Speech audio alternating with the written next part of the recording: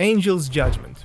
In Season 1, Episode 6, Charlie goes to heaven in order to prove the redemption of sinners is possible. A court with the angels and seraphims is gathered as they observe the behavior of the patron right now, who's making incredible progress. Angel Dust, the porn demon. He's supposed to complete the checklist of good deeds that brought Adam, the first man, to heaven.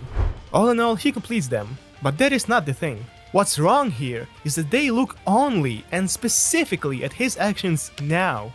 Meaning everything good and bad he's done prior is not existent to them. Progress he's made in the previous episodes, all of that is not accounted for. Moreover, since Charlie knew when she'd go to heaven, she could have asked him to act as selfless as possible, more selfless than he usually acts, for that short period of time when she's in heaven, in order to prove that sinners can be redeemed. Also, it would be pretty funny if it just so happened that Angel Dust was doing nothing at the time they were watching. Like, how would Charlie prove her point? Nifty's idiocy.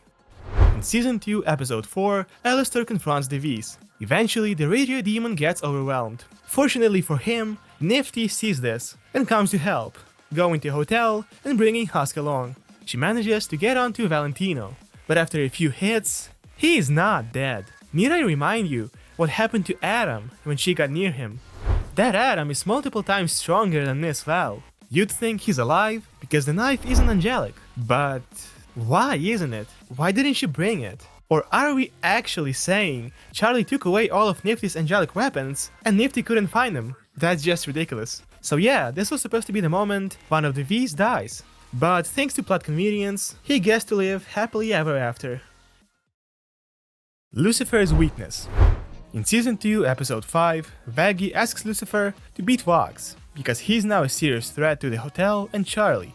Unfortunately, Lucifer says he cannot hurt sinners, and he is punished as well. Forced to live there with the scumbags the sinners are. But there is a problem with this. In the Season 1 finale, Lucifer beats Adam, meaning he can't hurt angels. Now, why would heaven allow him to hurt angels, but not sinners? In what scenario would this be beneficial for heaven? Why not just take his ability to hurt anyone, or strip him of all his power? The way it is now, in a potential war, Lucifer could only ever help hell, which is just insanely dumb. And here's the other thing. If they can put some sort of limiter on him, why not just put a limiter on all the sinners and make them unable to hurt angels? Of course, you can say angels thought they were invincible anyway, but it's actually not true. And even if sinners can only hurt angels with angelic weapons, that still counts, unlike Lucifer, who couldn't do anything to Vox.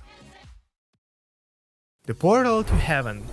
In Season 2, Episode 3, Charlie gets told by Emily that redemption has worked and Sir Panchus is in heaven. Unfortunately, she leaves immediately. Having no actual proof that redemption has worked, Charlie does these awful shenanigans that are just stupid as fuck to prove that to Vox. Eventually, that leads to her humiliating herself, and the whole episode is just dumb as fuck.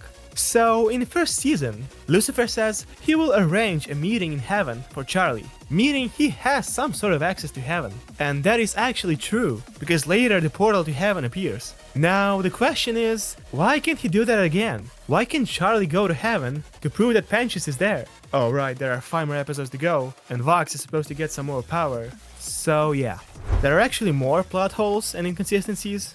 If you got any, feel free to drop them in the comments. If you liked this video, like it. If you didn't, dislike it. And see you soon.